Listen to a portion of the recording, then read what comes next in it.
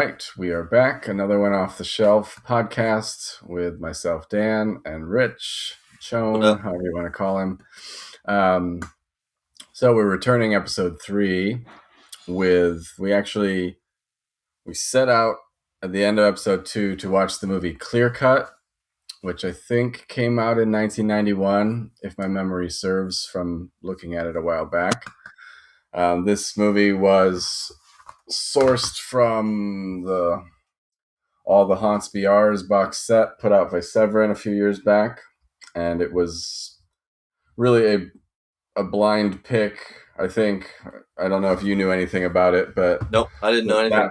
that was our first movie we set out to watch and then talk about. But after, and let me preface this, I loved the movie. It was really neat. Not at all what I was expecting, really, but it wasn't really horror. So we kind of felt, since this podcast is rooted in horror movies, that we should encompass another movie into our discussion. So I think we had floated this one last week. So Countess Dracula as an option. So we are encompassing both movies, Clearcut and Countess Dracula, into this discussion, and we'll see how that goes. So, Good any for me thoughts? because both are kind of mid for me. I'll be honest. Really? I mean, we previously talked about Clear Cut. I feel like the story behind Clear Cut is a little more interesting to me. I don't know if you got any information other than the actual story, but I guess maybe give a synopsis of the movie first. But Totally will. Yeah. I don't know. It was okay for me. Yeah. So Clearcut was, I mean, again, spoiler alert, if you haven't seen it and you want to see it, we're going to be talking about all the plot points and theories and things that I think what the movie is about. But when it started, I honestly groaned like audibly because it was, this. I mean, it's a tragic story. It's happened in real life. Over hundreds of years, the Indians getting shit on, and their land being destroyed by the white man. So it was that was the initial thing. It started out, and I was I know that sounds shitty for me to be like, oh, not another one of these movies, but I did. I mean, because it's like it made me think of the Steven Seagal movie On Deadly Ground. You remember? And Yeah. I mean, and In the those used to first be 30 fun, but minutes, I thought it was going to be Dances with Wolves, which yeah, right. So exactly the same thing. and that one, I mean, Dances with Wolves probably came out around that time, right? Like late '80s, maybe, or so. Yeah. I don't know if that was a hot topic in the public zeitgeist of Hollywood at the time to make movies about that, but this one is Canadian, I think, or all the actors appear to be Canadian in heritage, and I think it was filmed in Canada somewhere. Yeah. But anyway, so it's that movie, and so again, when it started, it kind of opens up in a very chaotic moment in this battle where the Indians have been like trying to stop this logging company or this paper mill from really cutting into this pristine, beautiful, protected land that they held sacred.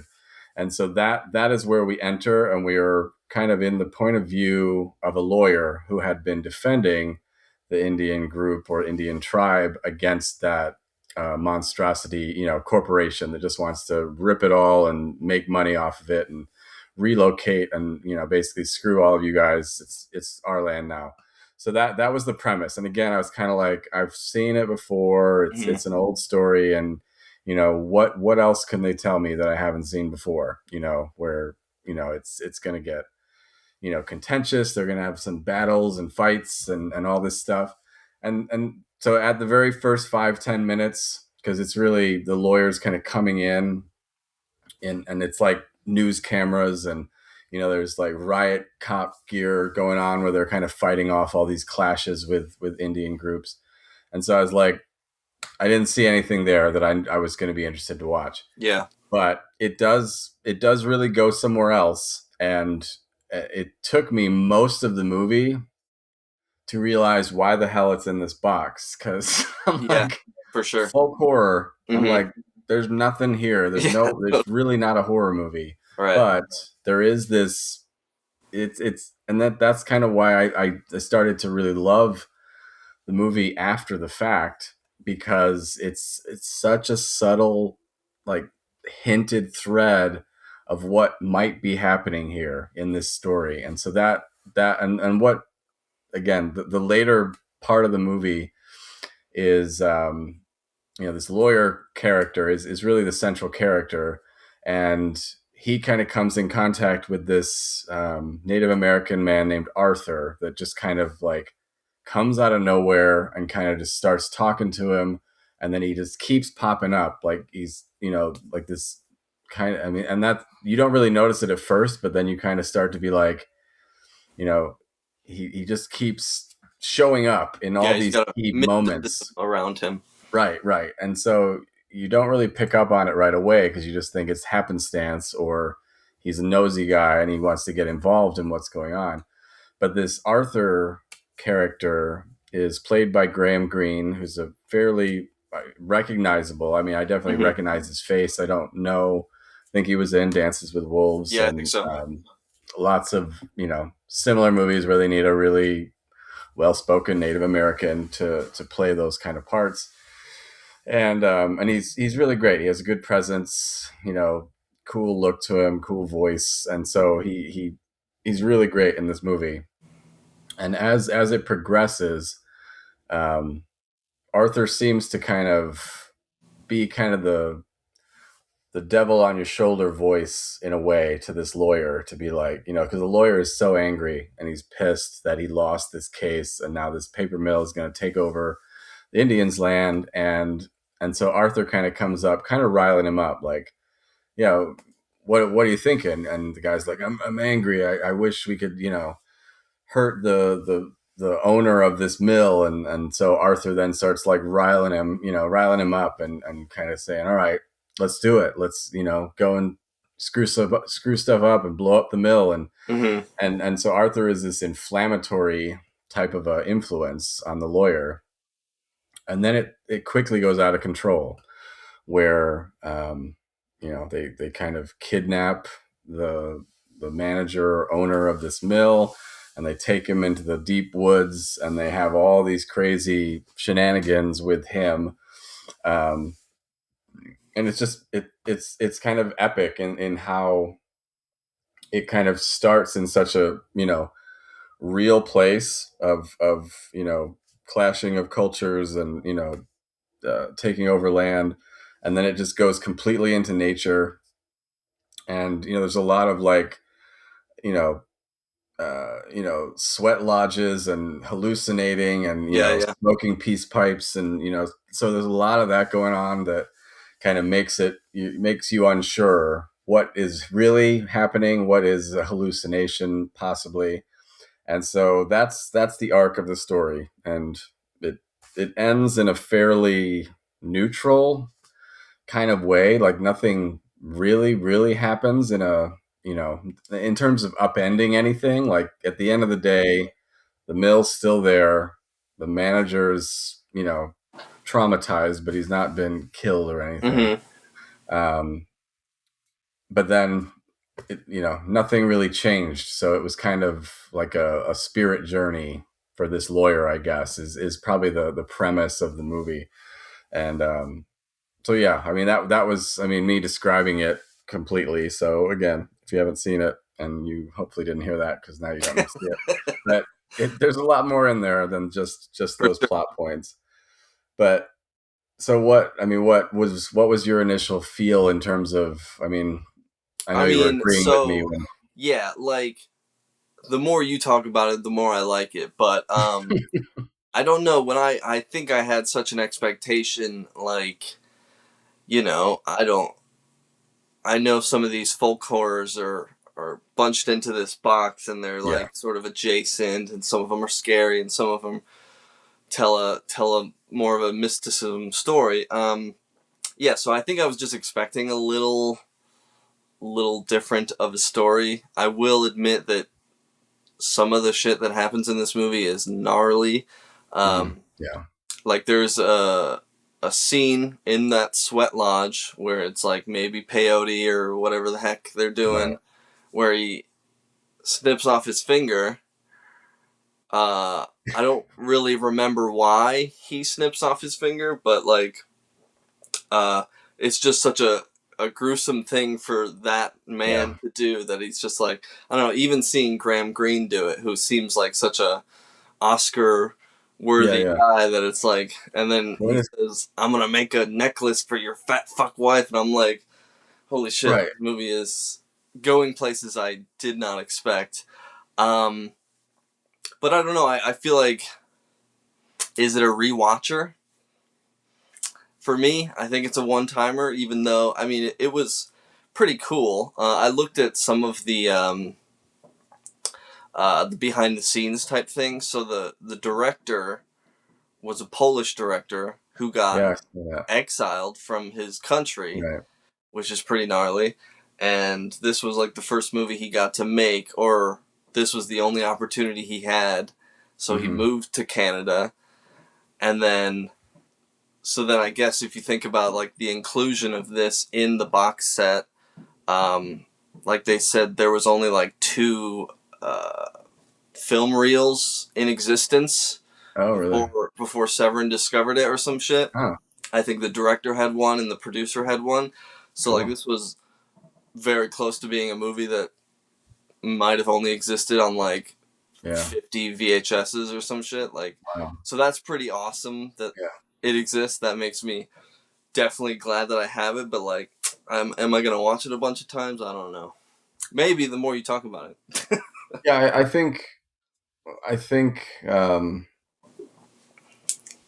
Well, let me dig into some of the theories that I think are going on here because, and this is why I would rewatch it to now look through a different lens than I was because the first time I took it at face value, like this is all really happening. These are all real human being people, and then as you get through to the end, you start really just noticing strange. I mean, and you pulled one out exactly.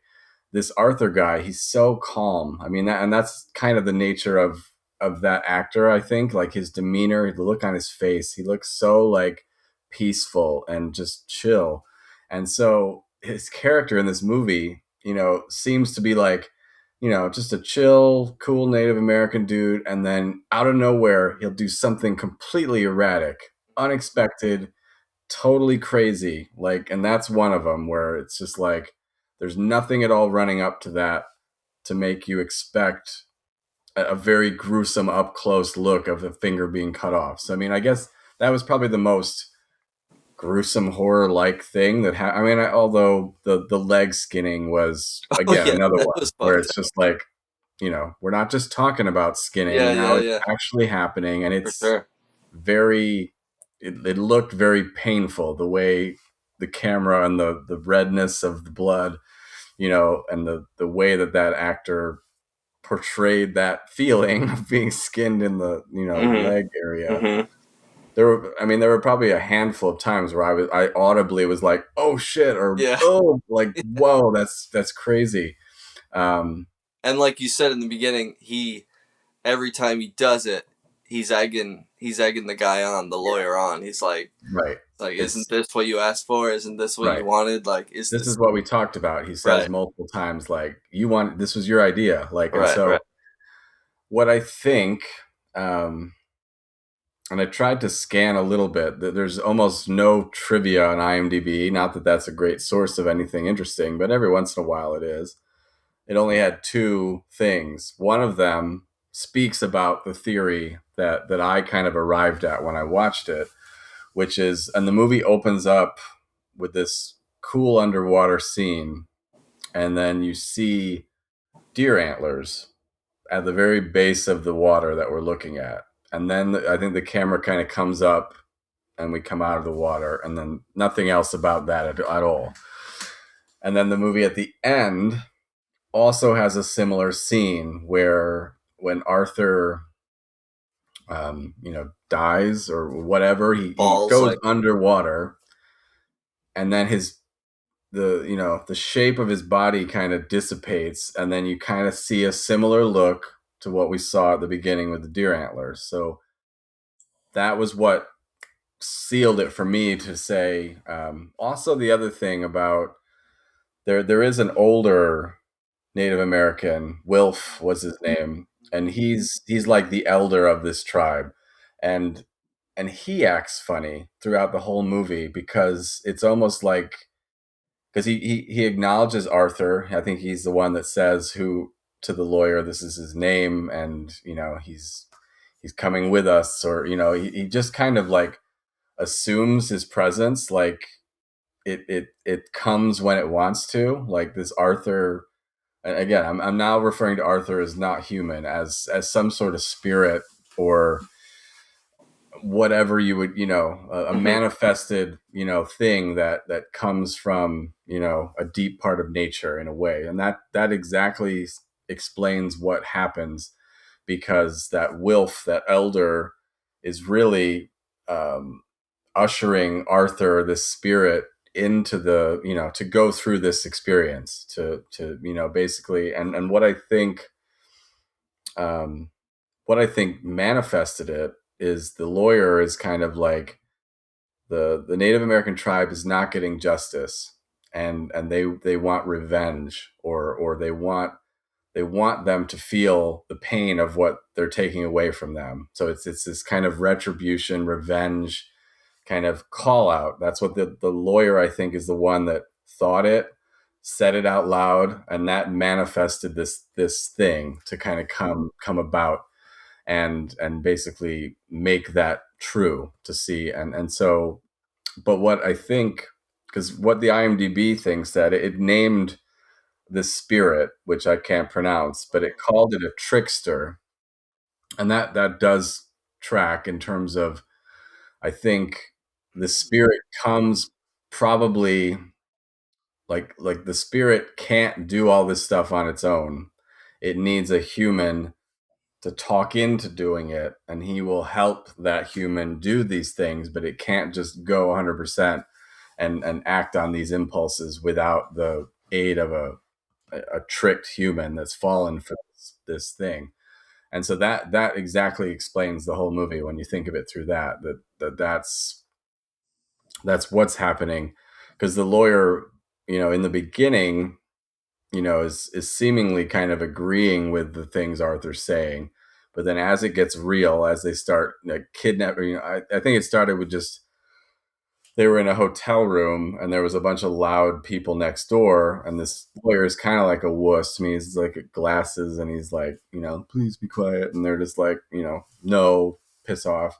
Hmm. And then Arthur comes in with like duct tape and rope, and he just goes nuts and stuff. And the lawyer is suddenly like, oh shit, like this is really getting out of hand.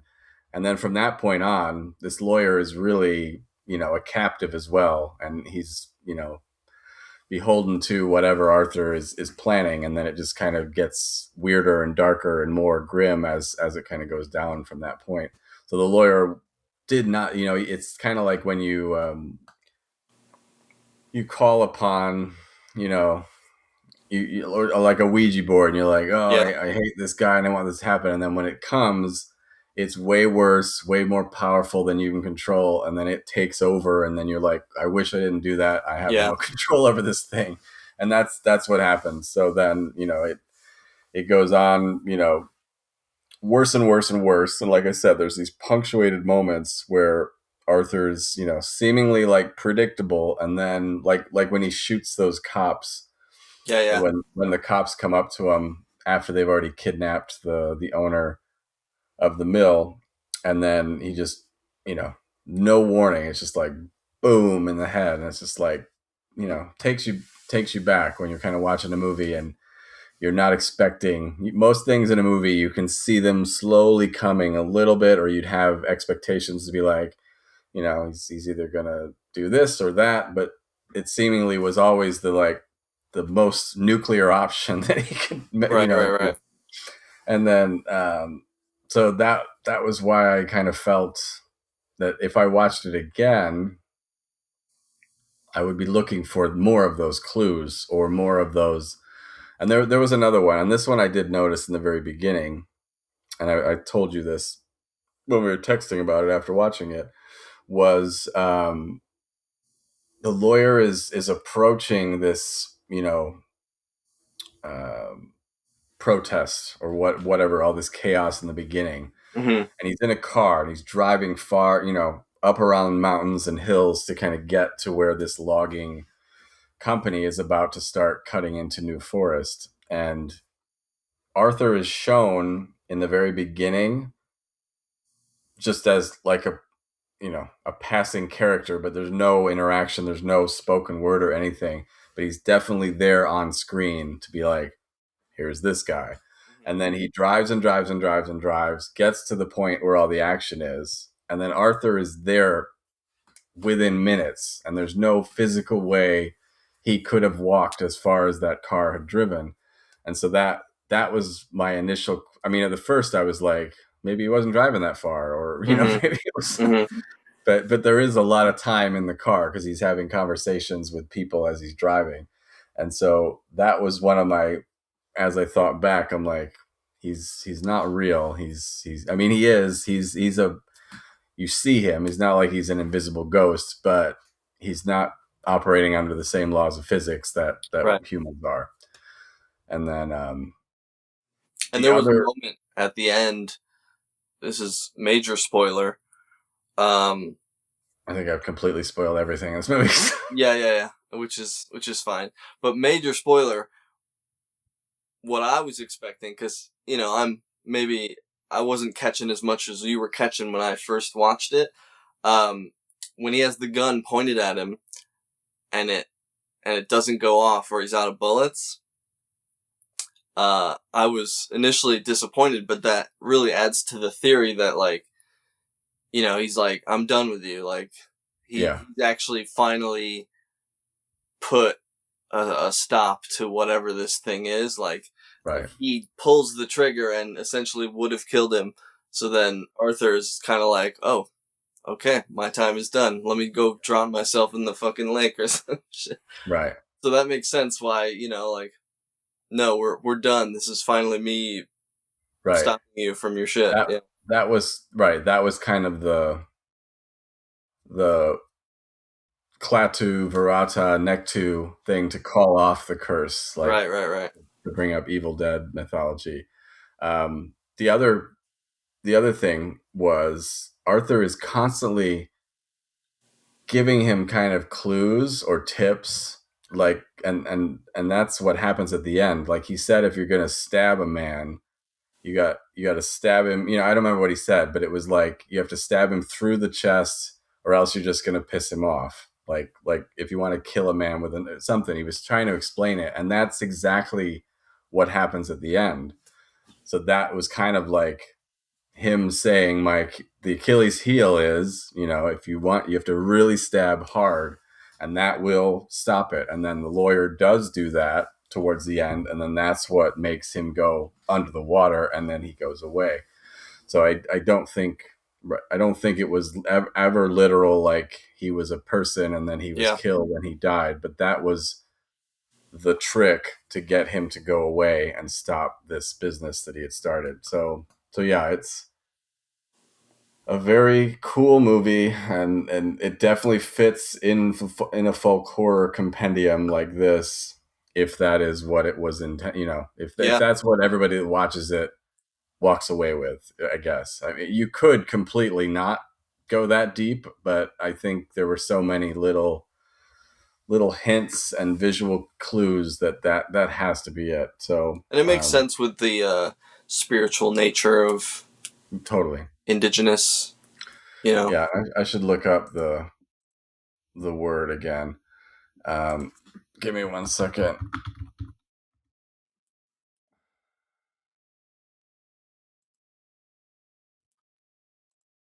And it's one word. I keep screwing that up.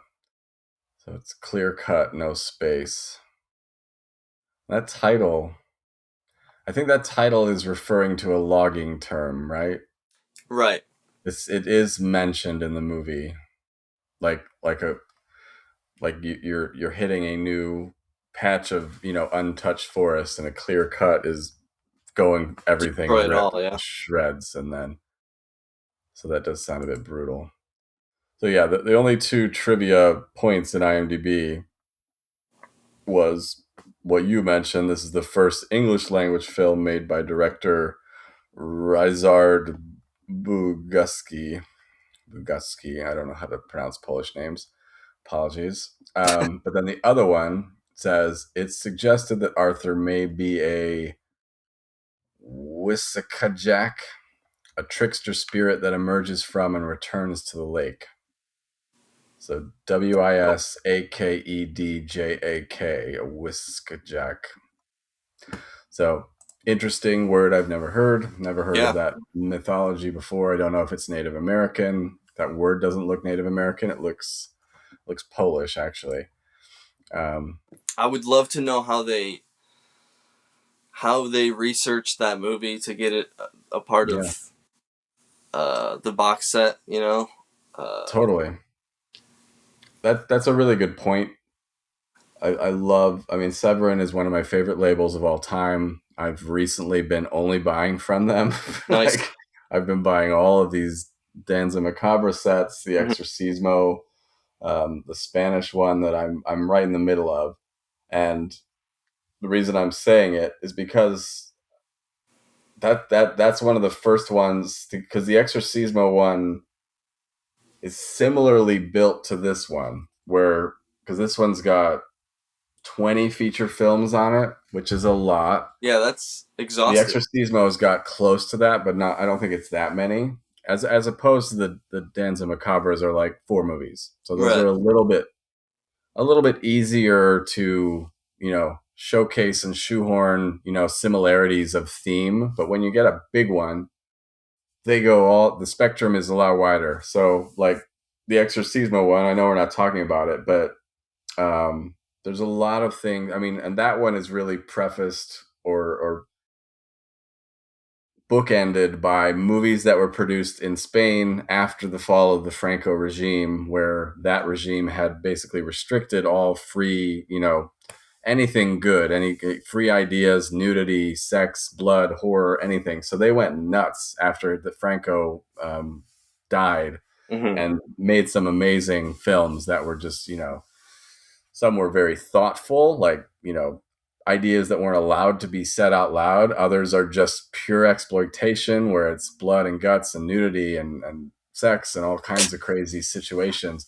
So it's a neat box. But to your point, um, there's a lot of debate could be as to like, why is this one? I mean, why is it in here? Because it's not, because there's a few in here. One was like, um, it's just showing kind of the crazy customs of Spain. And so it kind of goes like bullfighting, showing like all these kind of native things that the Spanish culture like believes in. Hmm. There was another one that was fucked up, and they all seem to be like real things. And this it was a documentary in this box where um, I think the point of the documentary was kind of to just show a mirror to be like, you guys are fucked up. Like these are all the things you hold sacred that we have to do every year. And there was one where they like starve donkeys, I think, and then they go on this donkey race, and the first one to like die is the winner. And I was like, that is fucking weird. So it Yeah, was just it was a even like collection the of running of the bull, and I don't know why any of this shit still exists. It's so like right, barbaric and but strange but customs. so that's in here. I think it's I forget what the name, Far from the Trees or Far from something. Um, but again, it wasn't a fun movie to watch because it's Right. not a movie. It's just like, here's a weird thing they do. Here's another weird thing they do. And then there's a couple other ones that I've because again, this is my new thing, where I'm going open the first page of the book of all the movies, and I put the first one in the player, and I watch both movies on the disc, and then I get the Nice. next one in the player. So I'm going through it methodically. Before, I would always just be like, "Ooh, I'm going to watch one," or "I'm going to watch the three that I know I've Yeah. heard Yeah. of," and then I don't touch the other 15 that are on there. So this has been quite an experience going through this one in particular. But now I need to do all the Haunts BRs because I bet there are similar kind of like For head sure. scratchers where you're like, where did they figure out that this one would fit? Yeah. Because I mean, most of these I'm familiar with, and I know the basic plot point to where it would definitely work. But yeah, I think that's a programmer's, the people that put together these sets and curate the possibilities of, because Severin and Vinegar Syndrome and all these great, releasing publishers, they don't know what they're going to get. They don't know what they're going to find, For what sure. is preservable or releasable. So it's like they have this huge, pile or a blackboard of all these titles that they're like, we might be able to get this one, we've got that one, we've got this one, and then they just start sketching it out and saying like this one fits in here, like because Clearcut could have been like on a Native American set, For with sure. Yeah, yeah, something, yeah. or so it's Which, interesting how it comes together. yeah, you wonder how many different kind of like folk tales Right. America has. So I guess we are definitely intertwined with the indigenous spirits of Yeah, the absolutely. land, which is yeah, I mean, freaking bless Severin for making box sets that, I mean, they just keep That's so making good. box sets that are fucking insanely dense and full of them. Yeah, this was one because again, there's a lot of FOMO that happens with these box Yeah, yeah, sets. I mean, well, any of this, like collectors, limited editions, um, everybody that collects movies or buys movies from these places knows exactly what I'm speaking. Where something's released and you're like, oh my god, that's so good, that's a great idea. Everyone else is gonna want that, but the reality is they have rarely sold out ever of a box set. I don't even know yeah. if they have, and so and because they have a huge price tag. I mean, this one was $200 plus when it came out, I think, and it they and you're really a bit of a dope if you buy it the minute it's released because it Right. will always go down to at least 50% the MSRP. Eventually, if you're patient, you may have to wait a year, or you go to the places that sell on behalf of Severin and they drop the price based on the volume they were able to, buy it from Severin. So, and I mean, because I think you and I both have the Al Adamson one, the Andy Milligan one. I have the Yep. Emmanuel, Black Emmanuel one that was Yep. fairly recent, and that's a big, big one. So, so I've jumped into most of these, um, and then that other one from Intervision I got that I haven't cracked into yet. So, and there's all the Haunts BRs too, right? Right. Did you get that one? Yeah, I got it. Nice. Yeah, I So mean, that I'm a total. I get stuck in those things all the time. I can't. I don't know which ones I got on sale. Which ones I know. I very much because I remember when they had the Blood Island box set, or like I that one think, did sell out. You're yeah, right. yeah, there was That's like one that two in the did. beginning, like Right. years ago, that did sell out. So then that was what made me go like, oh shit, I'll get that Al Adamson one because I think that's sold out now too or It may something. have.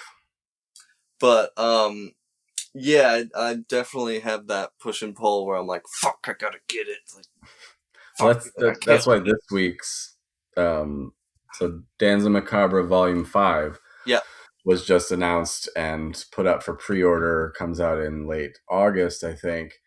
And in honor of that newest edition coming out, they're putting the other four on 50% off. And I'm like, you motherfuckers, I just bought the other four for not half. I mean, I got pretty good deals on Amazon with some of them, but um, not the one I just bought like last week. So that always chaps my ass yeah, yeah.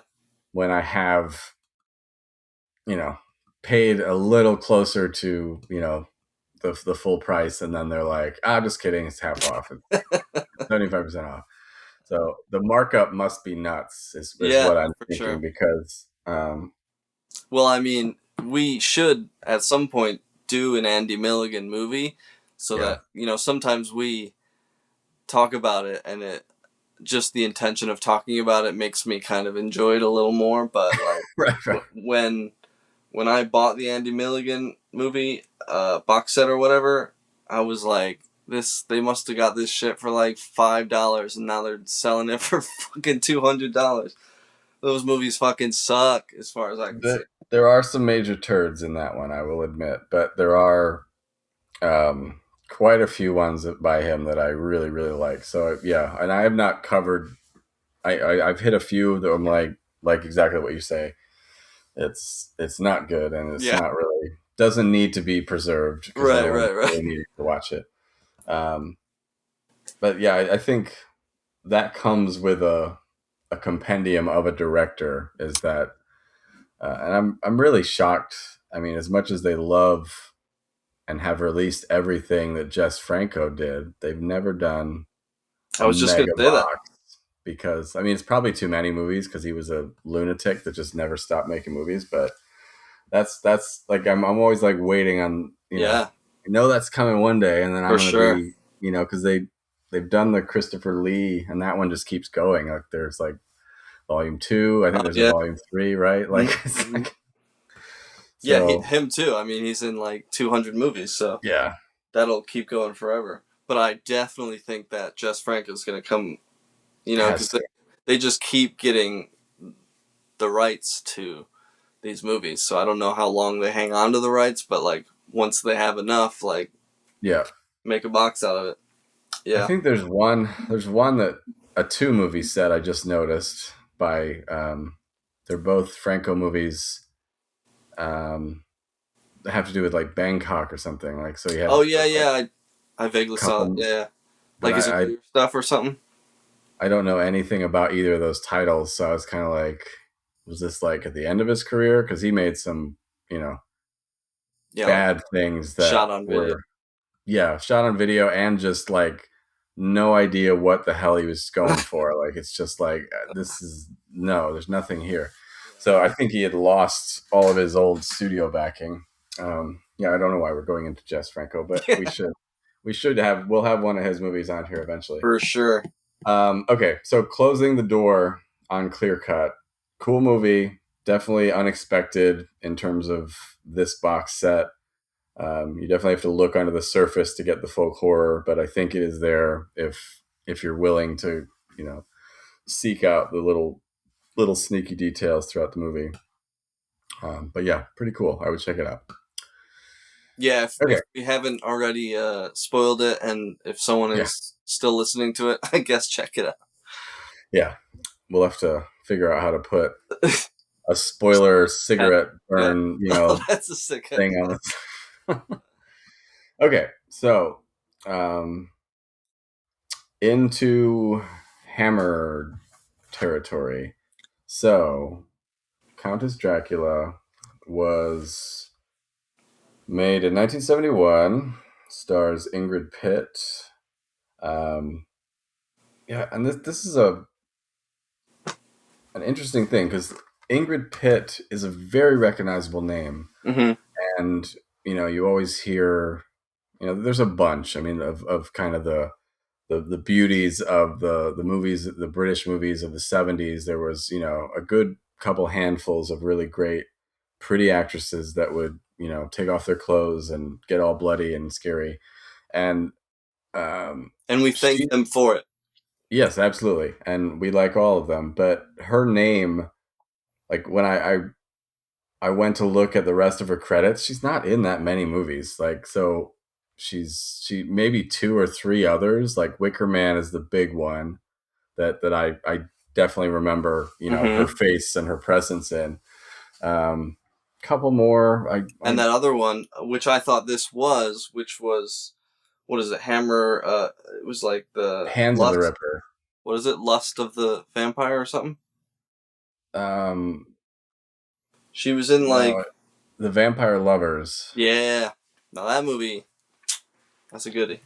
Yeah, there's a bunch, right? The House That Dripped Blood. That was the other ones, and those were all made within a year of each other. and Wicker Man was a few years after that. So her real sweet spot of horror is Vampire Lovers in 1970, Countess Dracula and House Drip Blood in 71, and then Wicker Man in 73. Most everything else is like TV Yeah, yeah, yeah. and Doctor I Who I did see she see. became an author, and she Oh wrote really? a bunch of, like, I think, kind of historical fiction on, like, horror related things. I Interesting. think she must have been, kind of into that Hammer esque, the history of Right. European horror and stuff like that, which I think they're probably kind of rare to get, but I would definitely get on some of the Ingrid Yeah. Pitt books. But I mean, and I'm only saying it because I mean she's really carrying the entire movie Mm-hmm. with her character or characters. I mean, because she's kind of playing two. Um, but this is really a bit. I guess at the time it may not have been, but in my opinion now, and in why I wasn't super enamored with it because Yeah, it's a story I've seen and heard so many times that it's kind of just a tired old tale. And it's that of the Countess Bathory is the original what this kind of thing was based on. And this one seemed pretty true to that because I think that was a real person.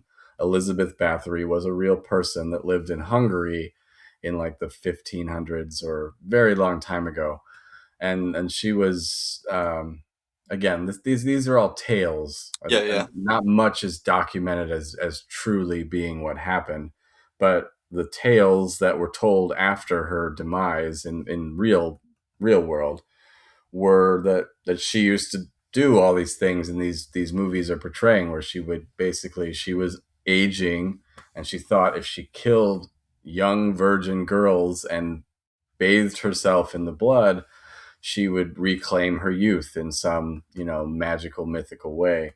And that's what this story is. And like I told you, um, I just watched a movie that was just like this, and I was looking through my letterbox. I'm like, I must not have logged it because I cannot find it. hmm.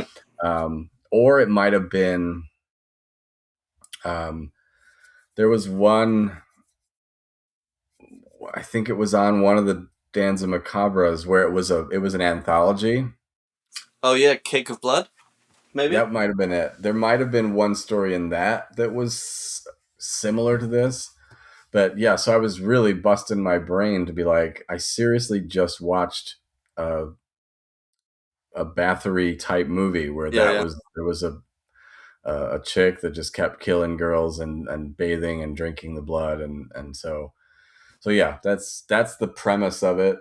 Um, I think I there's some pretty gnarly makeup when they make her look old. So For she's like sure. this super disgustingly old crone looking character with like really gross warts and just I mean they really overdo it because it looks like cartoonishly Yeah, yeah, like yeah. horrifically old. No old person ever looks that bad ever. Like so it And was thanks to Synapse for like restoring yeah. this shit, so it Oh, like it was so clear. looks Yeah. so yeah, it looks way too clear. Well, it looks like it's caked on makeup, and Right, right. you can really see like when people raise that's always the tell to me in the old like Hammer type where Hammer's great, but they're a little bit close to like TV in my opinion in Yeah, terms yeah, of like and I always use Doctor Who as a good example because that was like whatever the channel 4 the big BBC channel that did Doctor Who, and they had a pretty small budget, and you could yeah, always tell the way the lighting was kind of shit and the makeup was like plastic, like Doctor Who monsters were always hilariously like bubble wrap and yeah, yeah, yeah. funny The shit they sets just were put like together. styrofoam and Hammer to me has always been a little bit better than that, yeah, where the makeup and stuff is good, striking, scary, but the more we see these, restored editions, like whenever someone wrinkles their forehead, like that to me is where you see the makeup crack, yeah, yeah, and that's where it kind of breaks you never would have saw that in the original resolution that those movies were being put out. So you Yeah, definitely see this that one with gives her off when kind she's of like old. a Ren Fair vibe to it, Yeah, right. just in terms of like the cheapy costumes. And I don't know if this was like a time when Hammer was not doing well, or I don't know the history of Hammer, but like No, I don't I've either. seen a bunch of Hammer, and like this one, I think this is the second time I've ever seen this movie, and it just felt cheaper than I had remembered. I don't Right. know, like you I said, got the like the same vibe. interiors to these castles were like incredible. Like they Hmm. had like those huge ballrooms and steps that go across everything. I mean, I'm a sucker for the internal castle sets and Yeah. shit, but the outdoors was just like a cement wall with hay, and you're just like a Yeah. guy with a wooden cart, and you're like, where the fuck are we outdoors? Totally. I think it mattered probably movie to movie in terms of the director that they got and the Yeah, budget that they got, because yeah, there are ones that are much more polished yeah, yeah, and not as rough around the edges. This one definitely, I agreed with you completely, where it looked very cheap. Um, I was this is a cool thing I want to do from now on when I watch a movie that we are going to talk about. I just started taking random notes, but they're mm, kind of like they're in order of me watching it, and nice. they're more like they're not Live tweet. notes to things to talk about, but they're kind of things that I saw where I was like, that was cool, or that was fucked up, or that was weird. So I'm just gonna read you mine because they're amazing when I read Hit them me. back. So wagon wheel death, Oh wait, is that right in the beginning? right? Wagon wheel death. Oh yeah, someone So got run over by the. she's so the main character, um what was her name in it? I can't Oh remember yeah, her she name. had an awesome name. It was like Nadazdi, Elizabeth Nadazdi. Oh, okay. Countess Elizabeth. Okay. So and then her husband had just died. So that's where the movie opens. Right, right, right. And hold on, I just lost the whole thing.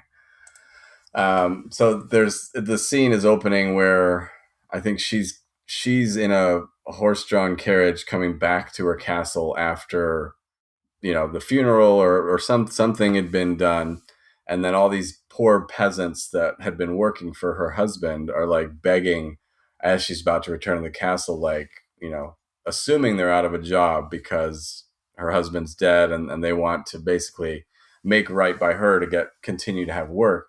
And she's really nasty, like in when she's in her old real body, she's extremely mean and uncaring, and she's just like, get the hell out of my way.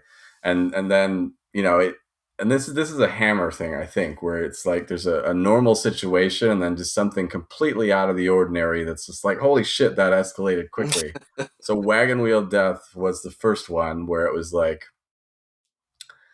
completely unnecessary, but they had Yeah, to make one of these peasants trip and then run him over with a wagon wheel, and gotta start the blood story. explodes, and all the family of this man are like, oh my god, you just fucking ran over my husband.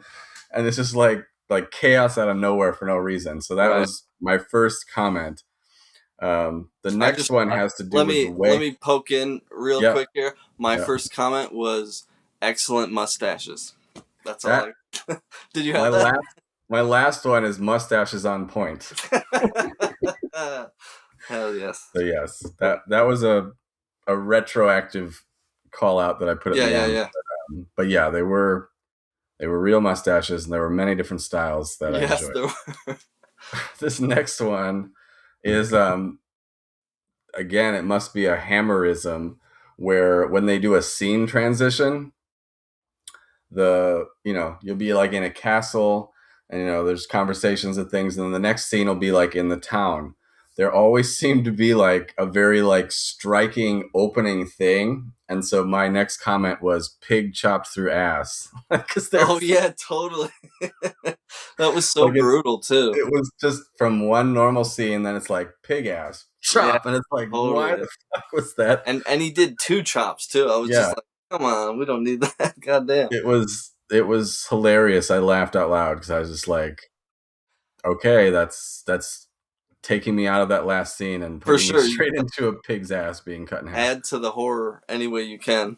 Yeah, and then the next one was One Titty in the Hay. So that was the Oh first yeah, nudity totally. we saw. For sure. And Yeah. then Hmm. Dead Gypsy Titties. Oh yeah, the Because it seemed, gypsy. I wasn't quite sure if the gypsy was like in some sort of gypsy face. Was she a white girl trying to oh, be it probably. Yeah, a person of absolutely. color of some sort? That Totally. definitely felt like I couldn't tell what the hell she was. But that was a weird thing in this movie because Hammer is known for cranking up the nudity at equal parts to make the movie, to make people talk about it, make people come Totally. back to it. And this one seemed most of the boobs in this movie were dead people. Like there were lots of dead bodies that, especially like the discarded, you know, virgins that had been Right. drained of blood. Hmm. We Hmm. got many shots of them just laying in a basket with their tits Right. out. Right. Right. Right. And then you see the dead gypsy ones. Then my next one, and I guess the last one, was Tit Coin Slot when he was paying the prostitute. Oh yeah. Totally.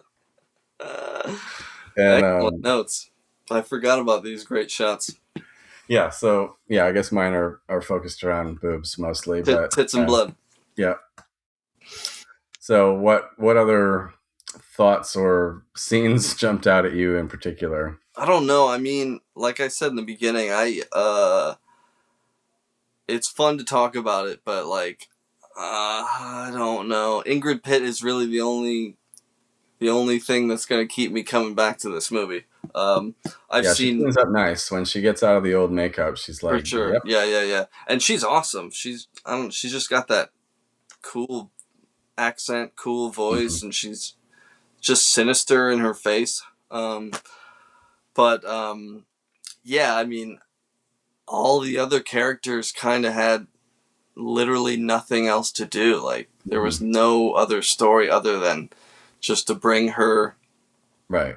new people, or like I didn't even understand totally what was the impetus behind like that other girl that was brought.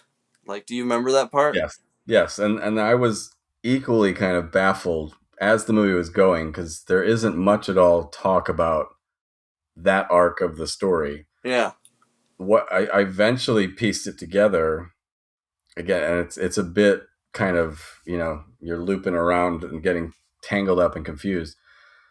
She has a daughter. The old lady, Countess Elizabeth has a daughter, and that daughter was somewhere else. And then when she discovers that if she gets blood on her that is of virgin origin, she transforms temporarily into this Mm-hmm. beautiful version of herself. And so, since it is such a stark difference of her being, grotesquely old and ugly to, the most beautiful, woman in the world type transition, she has to pretend when she's in that young state to be her daughter. And so they are basically, and this, it doesn't make much sense because, or else she's just completely like the most evil person. She's arranged it with that one, guard, or, the Yeah, yeah. soldier guy that liked her as her old self. And then they basically just are going to be like, all right, we're just going to pretend like the daughter doesn't exist anymore. So we're going to lock her in this cabin with this weirdo and like keep her away. But I'm like, how long is that going to work? Like, Yeah, and that like they just kept cutting into her like her right. story, but like just little snippets that were like kind of disturbing. Like she was just with that weird Yeah. monk. She's just kind of getting tortured. I mean, not Yeah, tortured, but kind of. treated badly. Uh And, huh. so it was, I mean, I guess overall, none of these ideas or plans or plots were very, very well thought out because even the whole, I mean, yeah, if this magic was something that really happened to someone and they were so ugly and then they could suddenly be so good looking, that would be intoxicating, and you would likely go to great lengths to kind of keep it going. But it seems so temporary, like it was, maybe a Yeah, day for that sure. it would Yeah. last. And so at that point, after going through like What's the five, ROI on a virgin? yeah, yeah, yeah, that's where I'm going, is like, how is this going to work? Like, you're not going to just keep find. I mean, you're going to eventually run out of all the nearby people, Right. and then there's going to be a mountain of bodies behind you. So it I mean, of course, it's not real, and the legends or events that it was based on were probably much less, close to what we're seeing in this movie. But yeah, it was, and so that was the end, where she was basically going to get married, like as if she was the daughter getting married, not as the countess. And yeah, it's just full of like I that. Nobody see. would I ever see. believe So that. it's sort of like a Game of Thrones, hide her away Yeah, yeah, so yeah. that you can take the throne of some sort. But Something, right? I thought she was like some like chosen one that was then gonna get you know, killed and her blood go to Elizabeth to Yeah, right. I was like, why is she being held? But I imagine the original cut is probably like 3 hours long, and then they Yeah, just it could be. take so much of it away, you know? That's probably exactly what. Right. But one factoid I had is I remember initially when I watched this movie years ago, I listened to the entire the commentary with Oh yeah. Ingrid and the director, and I can't remember much of it, but I remember it being such a strange commentary because Ingrid and the director might not have been like in the on the best of terms during it because they're so snippy to each other the Oh whole really? time. Like I That's funny. remember because like I said, I think she was like a history buff, and she was like Okay. every chance she got to talk about her character, she would say like Oh. the real people who were killed, and it was really a tragedy, and it was really fucked up, and I'm not trying to make light of this in any way. And the director is kind of like telling her like, shut the fuck up, like this is, this is just a movie. And then at one point, like I think he like snaps, and he's like, okay, I think we've heard this enough times. And then Oh she's my like, god. well, what the fuck? I was like, so that alone makes the commentary kind of worth That's, yeah. Is the watch. that's on this one? The synapse? I vaguely remember it because it's Ingrid Pitt and Peter Sasdy. It's got Yeah. to be that because it Yeah. was It's on so there. jarring. I'd never had a commentary that was like where they're not totally getting along, you know? Yeah. I'll have to check that out. That Yeah. sounds like a fun time. But yeah, I mean, other than that, I don't know. I think any Hammer is cozy. Like they just Yeah. have that coziness to it. So, um, give me all the Hammers in the Right. world because even the weird like war ones and the do you? I don't know if you have that weird box set that has like 25 of them, but they're all like the third, fourth rate ones. Do you remember that? I don't have that. Yes, they're all from like the very early days, right? Yeah, I yeah, think. yeah. Which I don't have that either, but I've always been hankering for that because there's something about the orchestra, the sets. I don't know. Yeah. I want to see it in a theater, and definitely feels cozy to me. So Yeah. Here, let me show you something that, if I can find it quickly, because I'm always shit at finding these things when I go off camera. Um, what the hell was that released by? I think it was the same.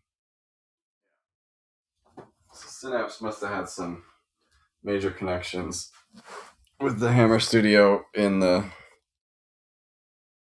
when they put all these out, because they put out a bunch all at once. So like this Twins of Evil, the Vampire Circus, Hands of the Ripper, those all came out in the same year or two, but this one is one of my favorites. So this is like an anthology never seen that it. Hammer did, and it almost all, like the director of this one does an episode in this. So it's Nice like, it was like kind of like Masters of Horror, for like that sure. one that Showtime did, but all the Hammer directors, and then they would just do short little, creep show horror anthology movies show episodes.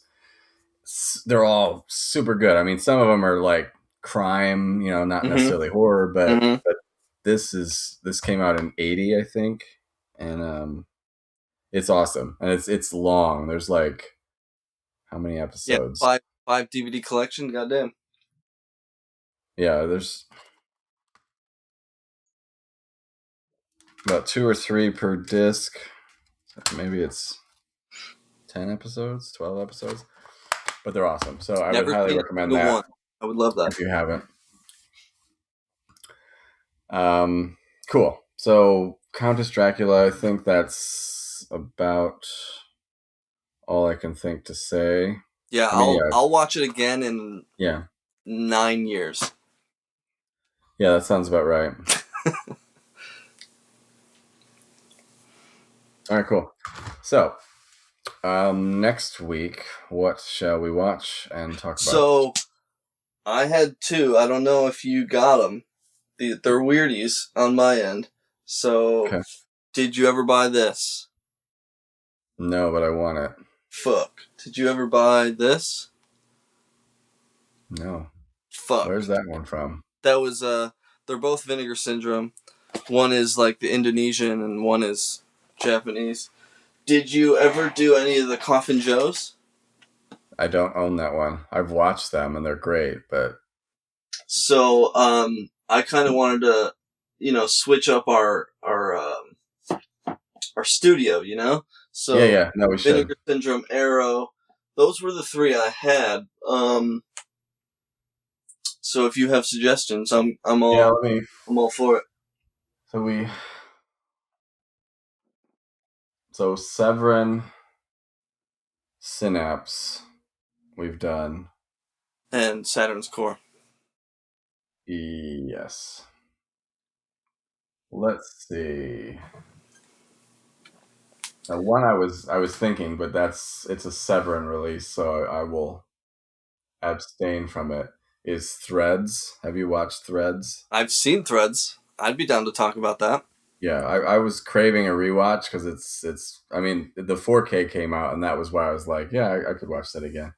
But so we'll table that one for a later date. But Sure. I was in the mood to go back into that dark place. Yeah, for sure. I recently saw a gnarly movie called A Visitor to the Museum. Have you ever heard of that? No, it's a good name. Russian end of the world, like 89, and like just so fucking bleak. It's like as bleak as Threads in terms of like the whole world is desolate and it's like run by like mutants and they're like wow. And it's just really dark and like awesome cinematography. So I don't own it, but I watched it nonetheless. I need to see that one for sure. Let's see. Well, I'm just gonna throw out a few labels and then we can kind of zoom into each of those. So, what about Massacre or Mondo Macabro?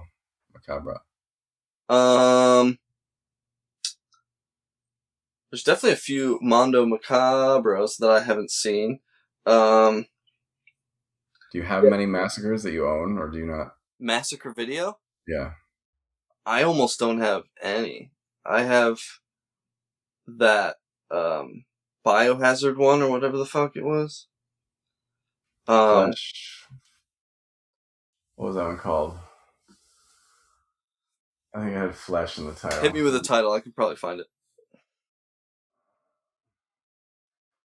Didn't you just buy a bunch of Mondo Macabros? I did. Hit me with 1 or 2 of those. Flesh Contagion, was that it? Yes, exactly. Yeah. That was a good one. No, because I have a ton of Massacres. Like, they had a sale like a year ago, and I bought like every one that I didn't own, and they're all still unopened. So I was just wanting to crack those. I know I have Fetus. Yeah, that was from which was another Brian Paulin. Right.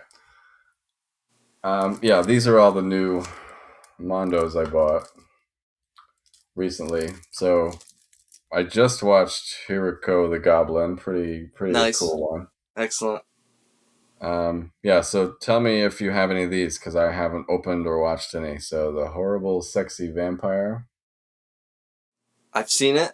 It's interesting. We could definitely do that. That's a contender. It's Nothing Mama, Just a Game. It's definitely one. I've seen it as well. Oh, really?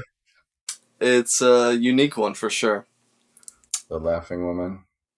I'd be down to do that. I own that one. Okay. Have you seen it? I have seen it. I've seen most of them, unfortunately. House Uh, of Terrors. This is a Japanese black and white one that I was. Never seen it. Do you have it? Oh, fuck, do I have it? Say the title again. House of Terrors? House of Terrors. Yeah, I wish I could show you because, like I told you before we started, I tried to rearrange my room and I have these flimsy ass shelves, and as I was doing it stupidly, I had every movie on the shelf, and Yeah. That's in a too much. in a carpeted room, I just fucking destroyed the entire Ripped shelf. out the base, yeah. They're all on the floor right now. Yeah, I think I do own that one. You said House of Terrors? Yeah. Well, I'll go through the rest of this pile. I'll put that one as a possibility. The That's a for sure. Inferno.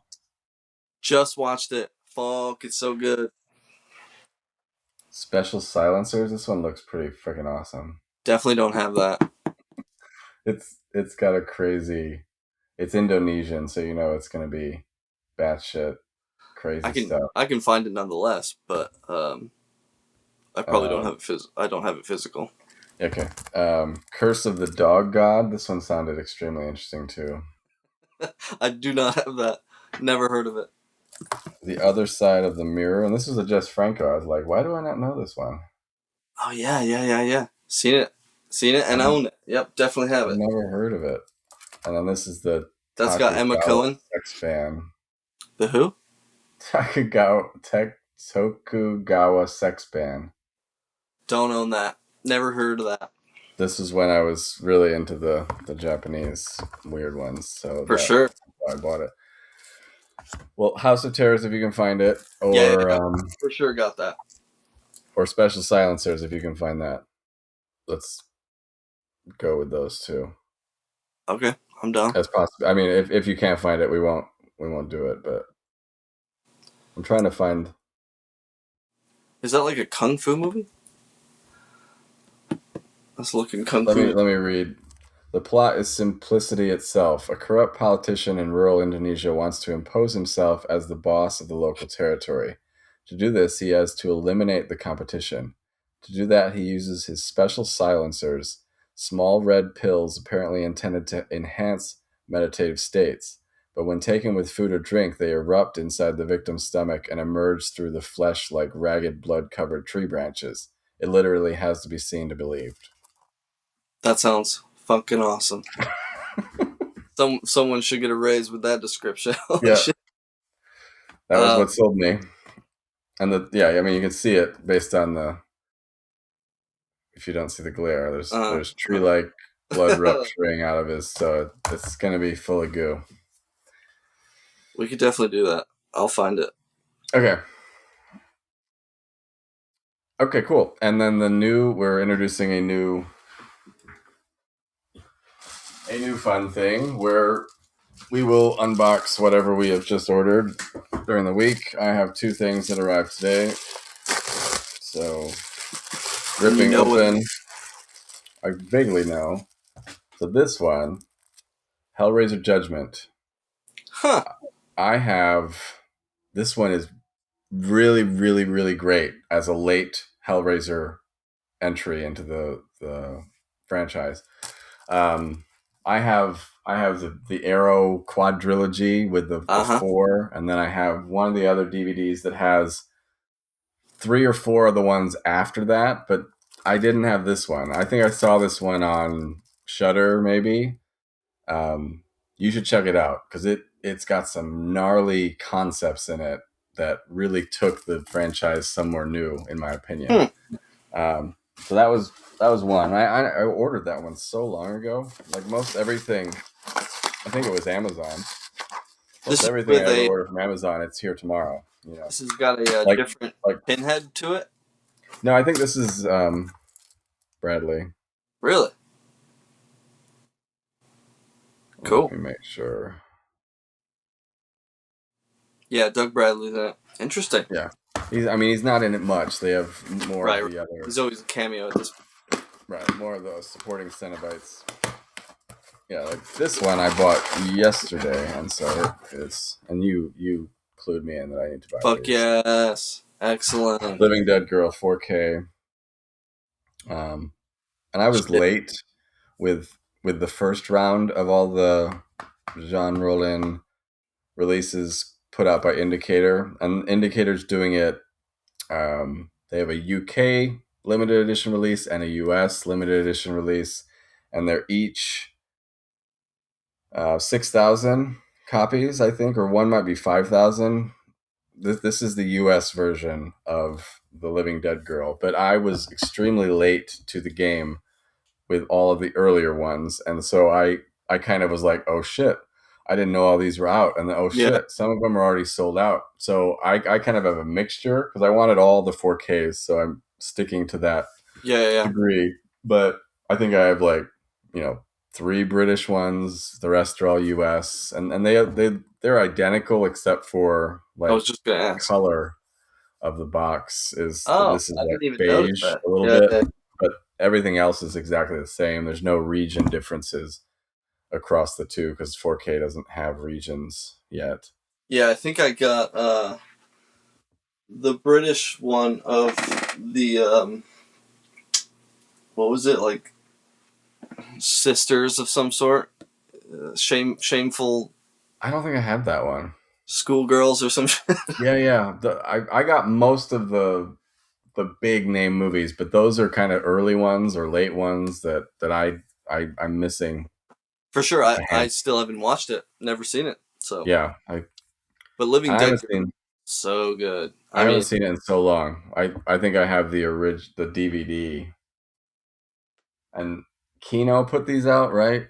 Kino Lorber has the Blu-rays. I think I have Living Dead Girl wasn't it on Redemption?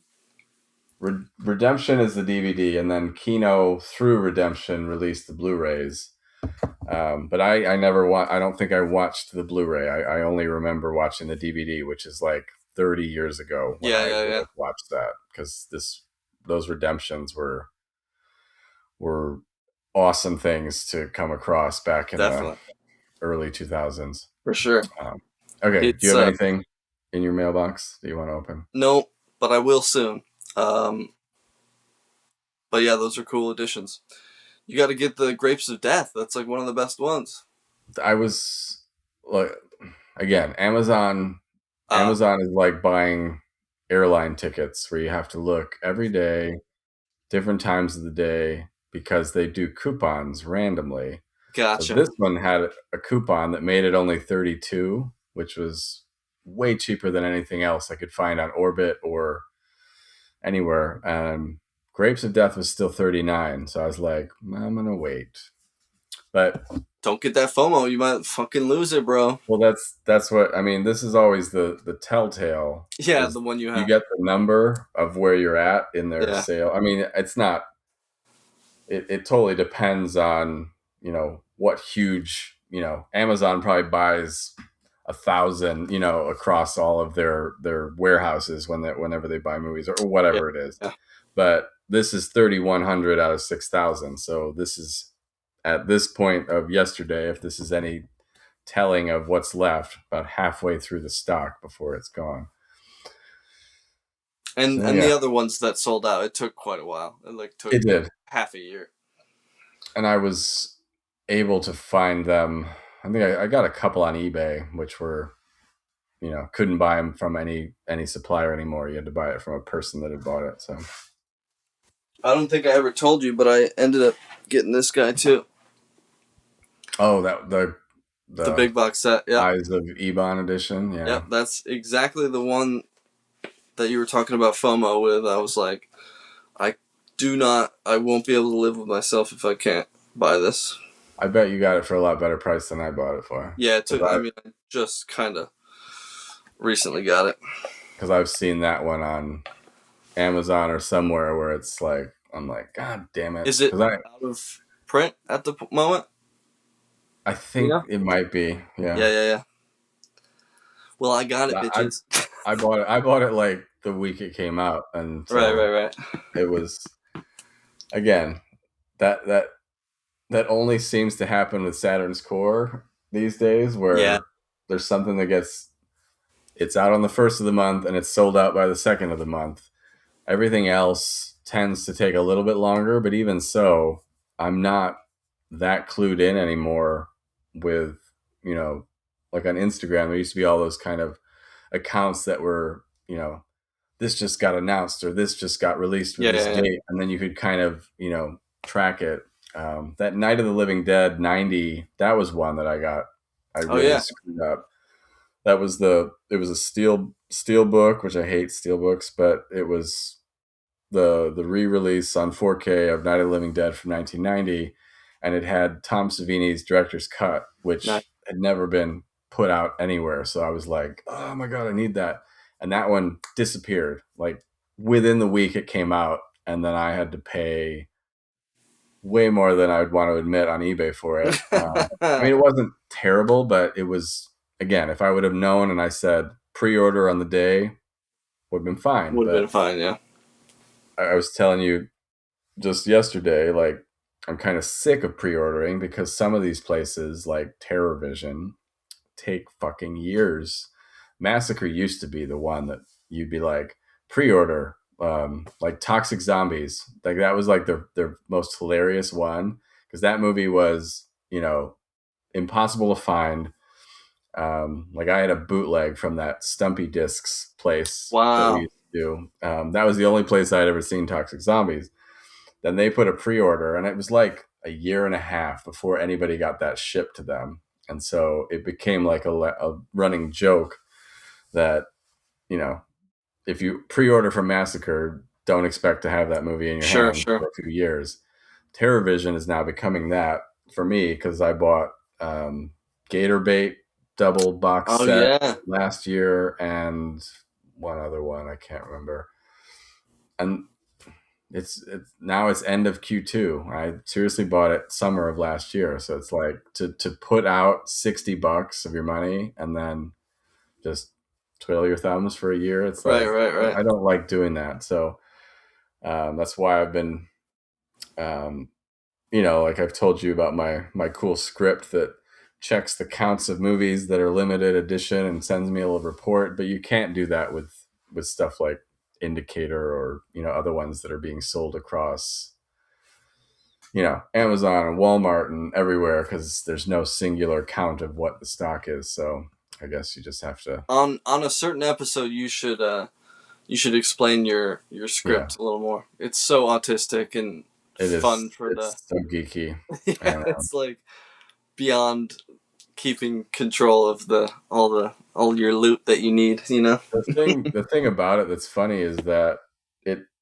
it's actually worked in reverse a little bit, where the more I keep seeing the titles, I want them less in a Interesting. way, or I because there's not much activity like in terms of. So I'm honestly targeting movies that everybody that wants it has already got it, and these are just because there's a bunch because it sorts by the lowest count. So I think the few at the top are like 150 is the what is showing as the remaining stock, and they never go down. They never increment with sales. So it's like nobody gives a shit about Yeah. this movie anymore, and it's just like they tend to go down with a sale. Like that's the only Right. Right. time I noticed any change.